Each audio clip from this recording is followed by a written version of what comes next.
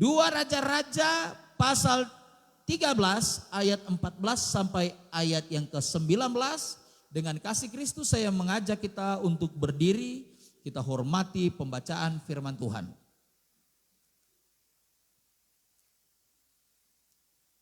Saya bacakan, demikian bunyi firman Tuhan.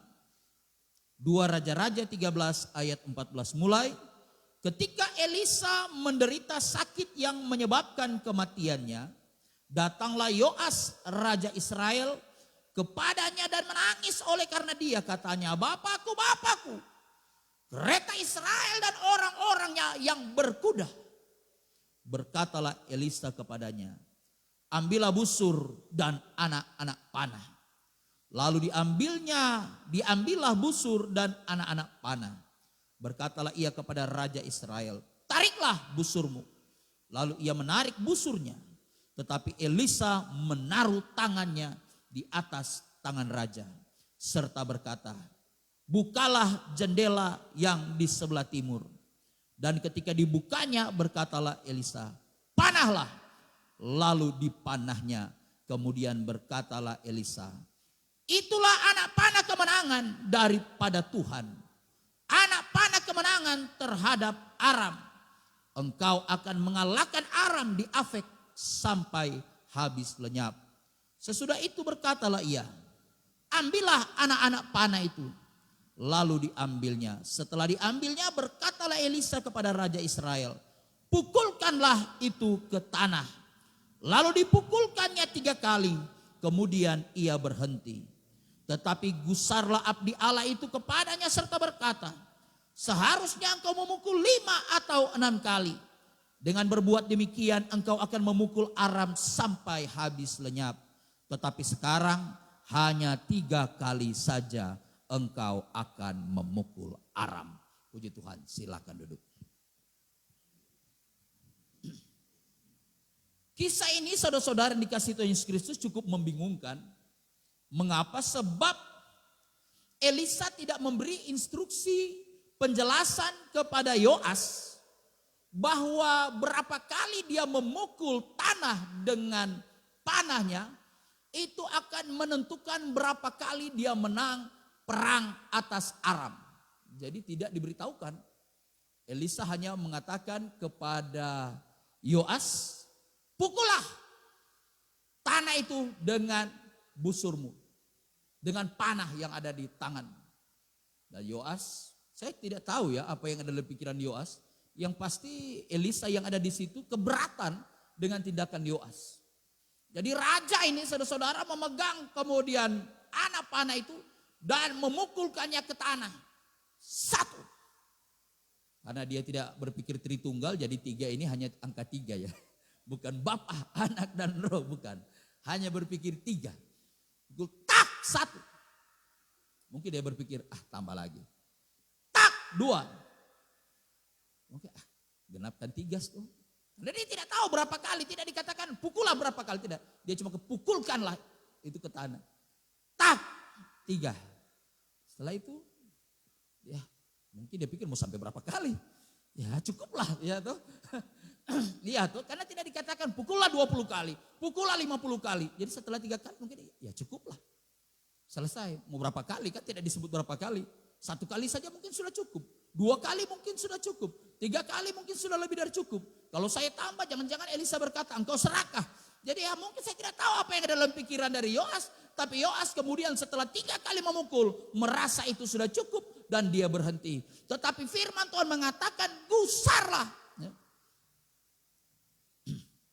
Dikatakan, gusarlah abdi Allah itu kepadanya serta berkata, seharusnya engkau memukul 5 atau 6 kali. Saudara-saudara yang dikasih oleh Tuhan Yesus Kristus, saya melihat di sini kemudian ada 2 standar yang dipakai. Yang pertama standar dari Yoas, Raja Israel, dan yang kedua standar dari Elisa yang ilahi. Saya boleh katakan demikian. Jadi standar Tuhan dan standar Yoas atau standar manusia. Dan saya melihat dalam pengiringan kita kepada Tuhan dalam kehidupan kita mengikuti Tuhan, kita juga bergumul dalam 2 standar ini. Yang pertama standar kita, dan yang kedua adalah standar yang Tuhan kehendaki. Standar yang Tuhan kehendaki ini saudara-saudara, di dalam bahasa yang akademik orang sebut utopia. Tuh, kenapa? Tidak bisa dicapai standar ini. Standar Allah ini kalau kita dapat 10 standarnya 11. Kalau kita dapat 23 standarnya 24. Tidak pernah kita dapat mencapai suatu titik di mana kita berada dalam standar yang setara dengan kebesaran dan kesucian Allah. Kita selalu ada di bawahnya. Sehingga setiap hari kita selalu bergumul, saya akan hidup di dalam standar yang seperti apa? Dalam standar yang seperti apa? Jemaat Tuhan sudah merencanakan tahun ini.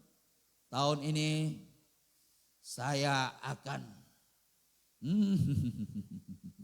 rahasia. Hebat. Tidak tahu. Ada jemaat Tuhan yang sudah memiliki rencana tahun ini. Yang coba pikir tahun ini saya akan melakukan ini. Tahun ini saya akan mencapai ini. Tahun ini saya akan berbuat hal ini. Tahun ini saya akan menyenangkan Tuhan dengan cara ini. Adakah jemaat Tuhan yang sudah berencana? Atau sampai saat ini masih bernafas? Yang penting boleh saya bisa bernafas. Syukur kepada Tuhan saya bisa bernafas. Ya, sapi juga bernafas, saudara-saudara. Kucing juga bernafas. Tikus bernafas, bahkan kutu mungkin bernafas. Saya tidak teliti. Bernafas, saudara-saudara.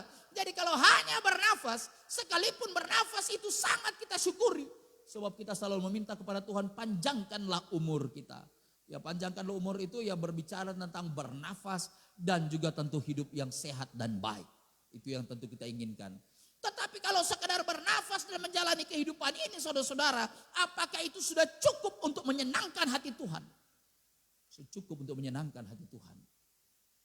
Yoas tidak diberitahu berapa kali dia harus memukul. Tetapi berapa kali dia memukul kemudian diukur oleh Allah lewat abdi Allah. Haleluya. Berapa kali dia memukul diukur oleh Tuhan.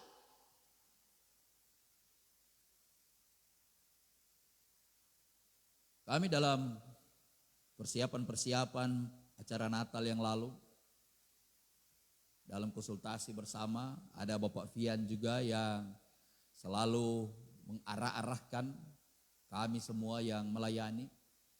Mengatakan, kalau mau pasang lampu, panas noh.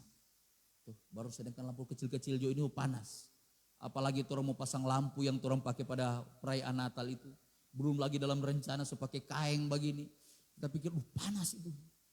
Itu pun saya belum berpikir ada lampu besar sorot 2 di depan. Mau sorot orang di depan. Dari depan sih silau sekali saudara-saudara. Silau. Mau melihat jemaat. Sulit sekali mau melihat jemaat.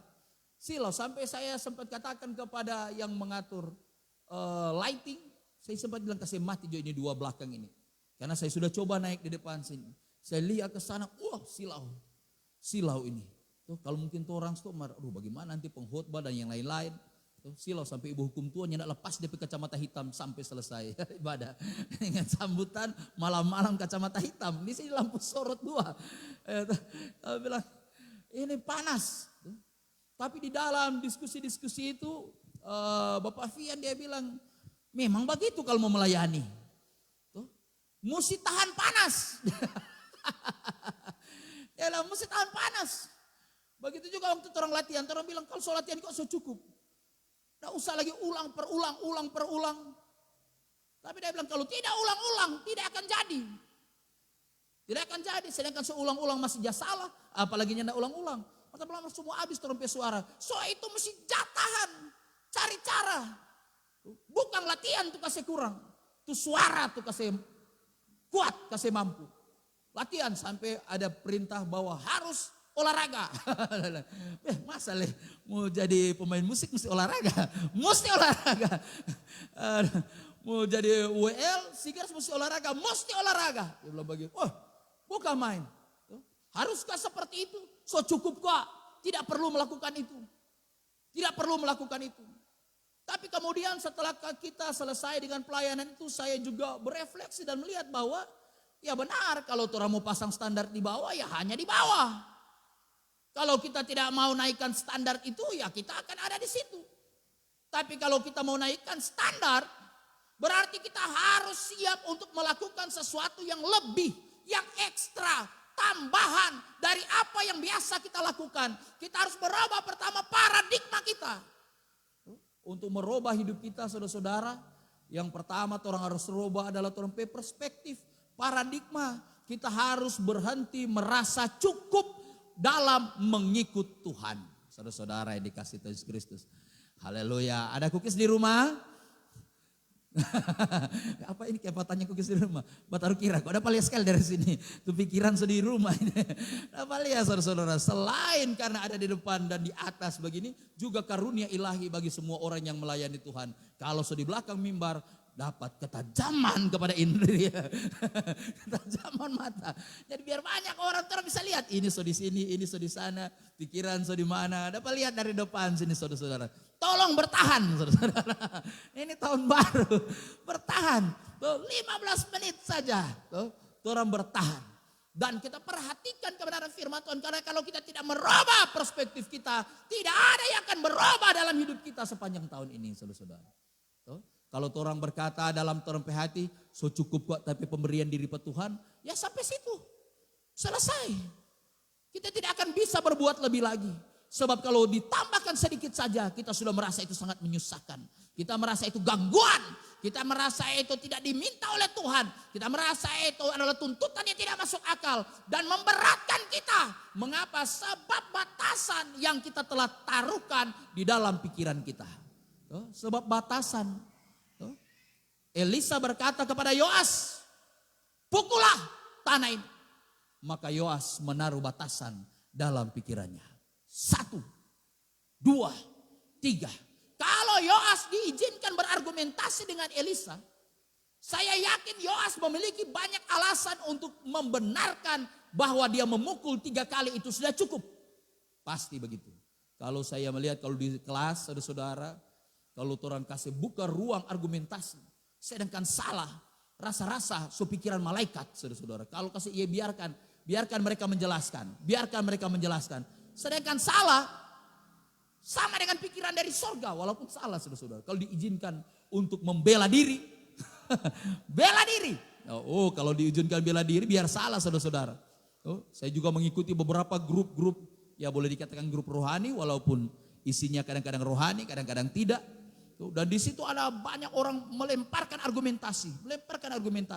Satu kali saya ikut ada seorang yang memang ya namanya masuk dalam dunia itu memang berargumentasi cukup fasih.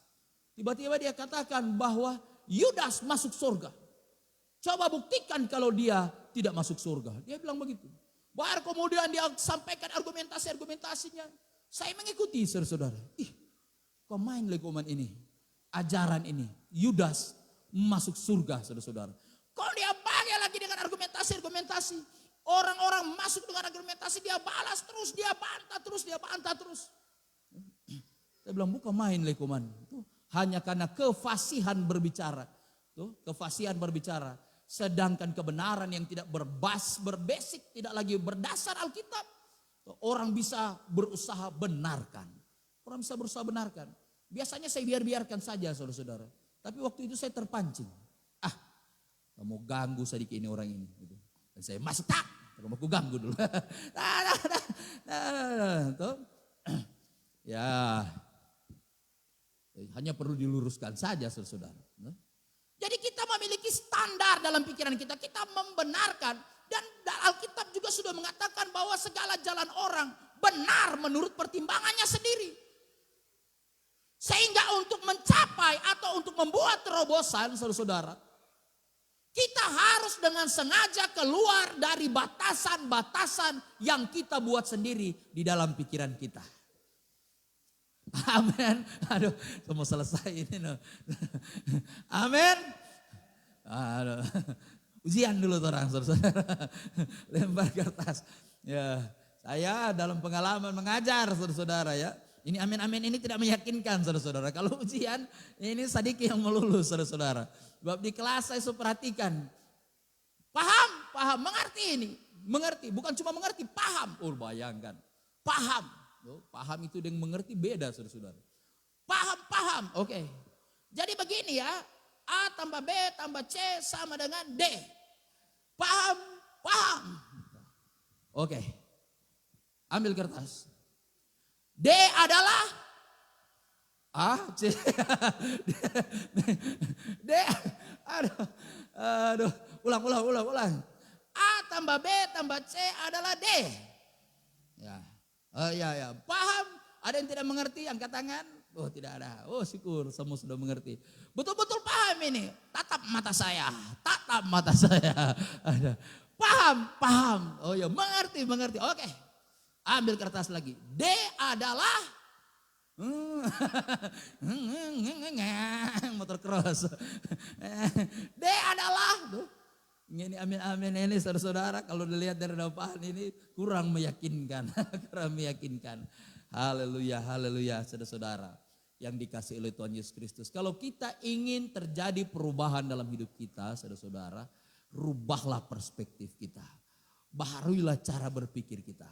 Buatlah sebuah komitmen yang baru yang lebih dalam dari apa yang kita lakukan sepanjang tahun ini. Dan bertindaklah sesuai dengan komitmen itu.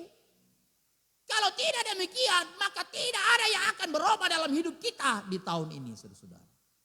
Tidak ada yang akan berubah. Tahun ini akan lewat. Mungkin kita masih hidup sampai tahun depan, tetapi kita tidak mengalami terobosan. Kita tidak mengalami perubahan. Kita tidak mengalami pencapaian yang lebih tinggi. Kita tetap dipakai Tuhan di titik yang sama. Tidak meningkat, saudara-saudara. Mengapa? Sebab kita tidak membuka jiwa kita. Kita tidak membuka hati kita. Kita tidak mau keluar dari keterbatasan itu, saudara-saudara.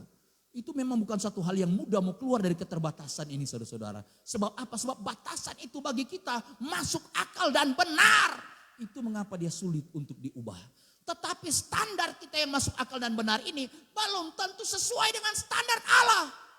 Atas hidup kita belum tentu. Teruskan hidupmu. Oh tidak Tuhan, saya akan melayani. Saya sudah melayani. 1 bulan saya ada jadwal 1 kali menjadi worship leader. 1 bulan saya ada jadwal 1 kali menjadi singer. Saya melayani Tuhan. Saya ada ikuti ibadah Tuhan. Bukan di situ yang aku mau. Bukan di titik itu yang aku mau. Oh Tuhan, tapi kan ya apalah ada mulut manusia saudara-saudara. Tetapi kita lihat dalam peristiwa ini Elisa katakan, kenapa engkau hanya pukul 3 kali?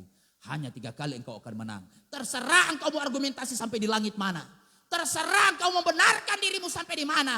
Engkau tidak akan menang lebih dari 3 kali. Sebab itulah batasan yang engkau telah buat dengan Tuhan. Silakan engkau benarkan. Silakan engkau katakan bahwa itu benar. Silakan engkau katakan bahwa hidupku sudah suci. Apa yang saya lakukan sudah maksimal. Saya sudah berbuat yang terbaik. Saya sudah melihat kemajuan. Saya sudah melihat terobosan. Tapi kalau engkau hanya memukul 3 kali, engkau hanya akan menang 3 kali. Tidak akan menang 4 kali. Haleluya. Tidak akan menang 4 kali. Padahal standar yang Tuhan mau lewat Elisa dia katakan, seharusnya engkau memukul 5 atau 6 kali. Tapi di sini memang Yoas tidak diizinkan bicara. Kalau dia diizinkan bicara mungkin dia akan katakan, Tuhan sudah cukuplah 3 kali. 3 kali itu pun saya sudah paksa. 3 kali itu tidak mudah. Berperang itu tidak gampang. Dan lain-lain sebagainya. Kita banyak argumentasi dalam pikiran kita. Tetapi mau argumentasi sampai di langit manapun, kita hanya mampu menang 3 kali. Mengapa? Kita hanya memukul 3 kali, saudara-saudara. Hanya memukul 3 kali. Kita mau bicara sampai di langit, kita mau bilang Tuhan, memukul pertama saja tidak mudah.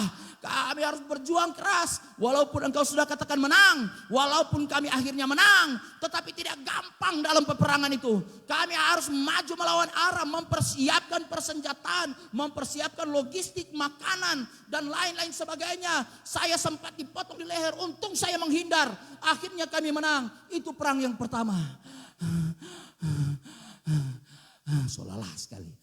Memasuki perang yang kedua Tuhan, kami juga mengalami hal yang sama. Bahkan pada saat itu logistik sudah sangat menurun. Kami sudah kekurangan ini, kekurangan itu. Sangat berat bagi kami memenangkan peperangan kedua. Tapi syukur akhirnya kami menang juga pada perang yang kedua.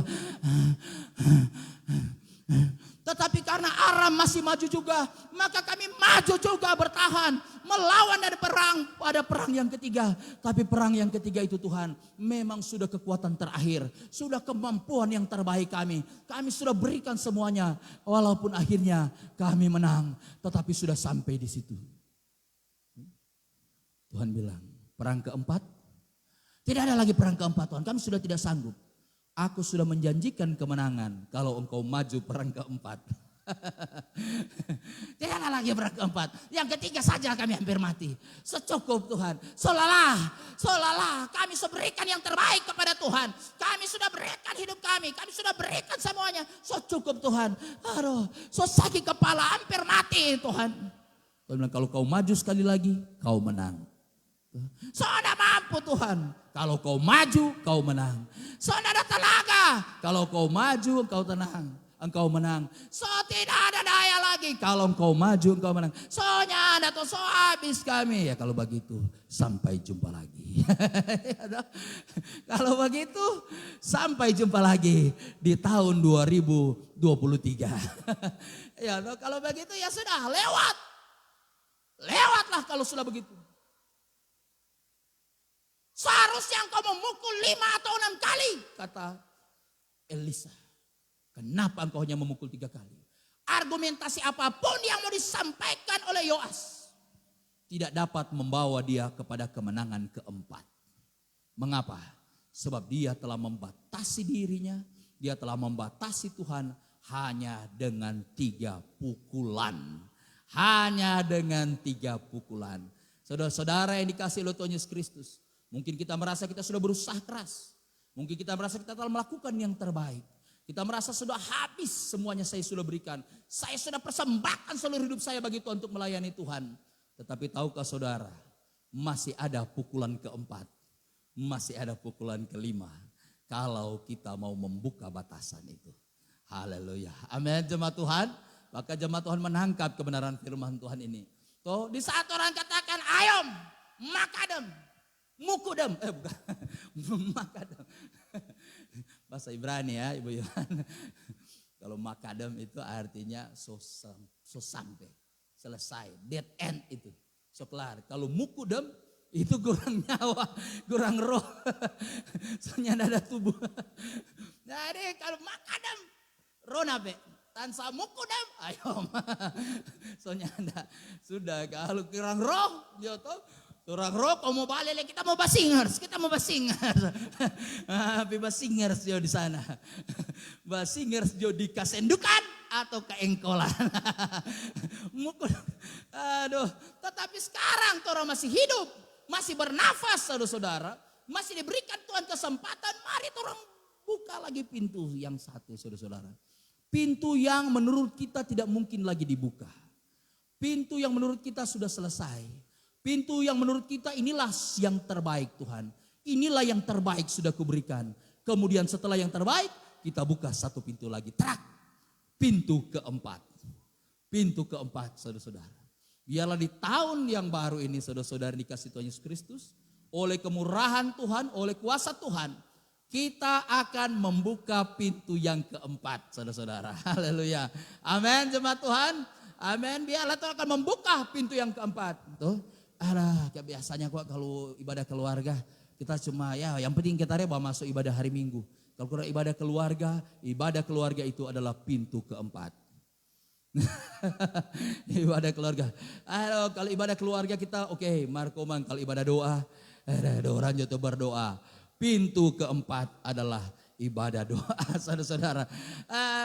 Waktu kasih maaf boleh Markal tuh sana.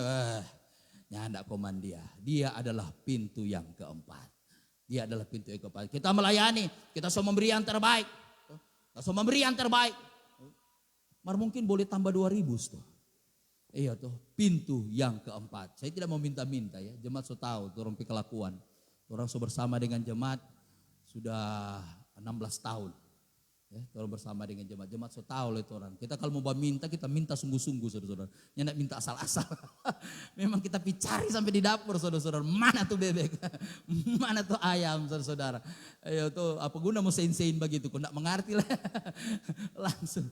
Tetapi maksud saya adalah bagaimana kita dapat keluar dari batasan-batasan yang kita buat dalam hidup kita. Dan kemudian memberi yang lebih baik dari apa yang kita sudah berikan. Kita mungkin berpikir sudah sampai. Tapi masih ada pintu yang masih boleh kita buka. Masih banyak potensi dalam diri kita yang bisa kita keluarkan untuk Tuhan. Untuk melayani Tuhan, untuk melayani sesama. Untuk menopang gereja Tuhan, untuk menjadi berkat di mana kita berada. Kita masih boleh membuka pintu lagi. Masih boleh membuka pintu lagi. Kita memiliki banyak alasan untuk membenarkan keadaan kita sekarang. Yoas memiliki banyak alasan untuk membenarkan 3 kali dia memukul tanah.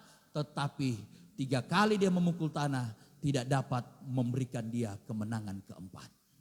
Padahal dia bisa menang sampai 6 kali. Kata Elisa, engkau seharusnya memukul 5 atau 6 kali sampai betul-betul menang. Tapi engkau telah membatasi kemenangan itu dengan hanya memukul 3 kali. Tahun ini jemaat yang dikasih Tuhan Yesus Kristus, semoga oleh pertolongan Tuhan kita akan menaikkan standar. Kita akan membuka wawasan rohani kita. Membuka perspektif kita, membuka pikiran kita, membuka hati kita kepada Tuhan. Kita akan bertanya kepada Tuhan, Tuhan apa lagi yang kau mau? Apa lagi yang kau mau Tuhan? Apa lagi yang kau inginkan aku lakukan Tuhan Yesus? Pimpinlah kehidupanku. Bawalah aku pada pintu yang keempat. Bawalah aku kepada pukulan yang keempat. Pukulan yang melampaui batasan-batasan diriku sendiri. Amin. Renungan firman Tuhan.